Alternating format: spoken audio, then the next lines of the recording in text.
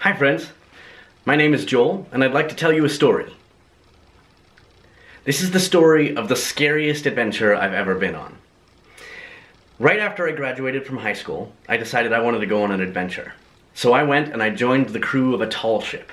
If you don't know what a tall ship is, close your eyes and picture a pirate ship, but full of really nice people instead of people who do bad things and pirate and stuff. So, on this tall ship, there's tall masts with sails across them. And part of my job was to go up and set them and furl them and tie them up whenever we weren't using them. So, one day, we were on a sail. We were headed from San Francisco down to San Diego. That's a pretty long trip. It takes like 3 days on a sailboat. So we were headed out and we got word that we might be caught by a storm.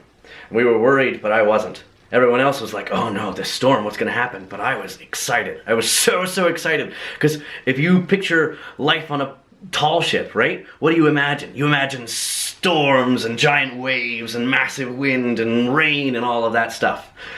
So I wanted it. I had been wanting it this entire time while I was working on the ship. So I go out on deck and here it is. Here's the storm I've been wanting for almost a year. So I look up and I see part of the mast, part of the sail has come unfurled, which is really dangerous. It means that some of that sail is flapping around really fast, and if we don't stop it, it could hurt someone, or even worse, it could break the entire mast off, and then we would all be stranded forever. So my job was to climb up in the rain and the night and huge massive wind and huge massive waves and climb all the way up to the top mast and crawl all the way over to the side where that sail was flapping really fast, faster than I'd ever seen it, and tie it up and make sure that everybody was okay. So I got out there and I climbed up and I started climbing and I was like, maybe I should be afraid. But I wasn't, because I was too excited. So I kept on climbing, got to a part where you have to climb backwards in order to get up. So I'm climbing backwards up, and I look down, and I see the deck 70 feet below us.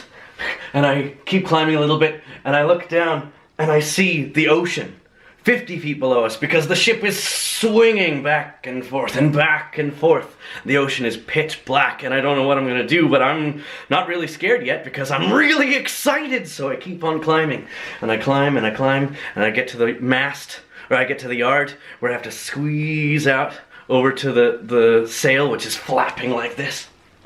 I get there, and then I look down, and the ocean is 100 feet away, and the deck is 100 feet away, and I'm terrified. Suddenly it strikes me, I know, I could die. And I freeze for a moment, and I don't know what I'm supposed to do.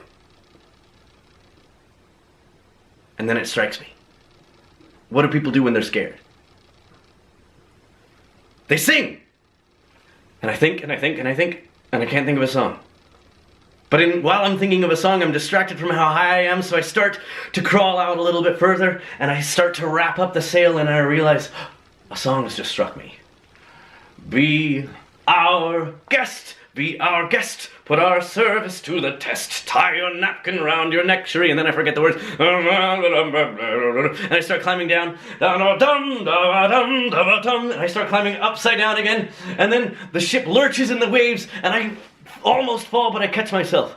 And then I wait until the waves push me back in, and then I climb back down, and I climb back down, and I get down to the deck, and my legs are shaking, and I'm speechless. But that's when I learned one of the most important lessons of my entire life, that no matter how impossible or scary a task is, there's always a way to make it work, to make yourself be able to do it. That's the end of my story. One evening as the sun went down and the jungle fire was burning, down the track came a hobo hiking, and he said, boys, I'm not turning. I'm headed for a land that's far away beyond the crystal fountains. So come with me, we'll go and see the Big Rock Candy Mountains. In the Big Rock Candy Mountains, there's a land that's fair and bright, where the handouts grow on bushes and you sleep out every night, where the boxcars all all are empty, and the sun shines every day on the birds and the bees and the lollipop trees, the lemonade springs where the bluebird sings in the Big Rock Candy Mountains.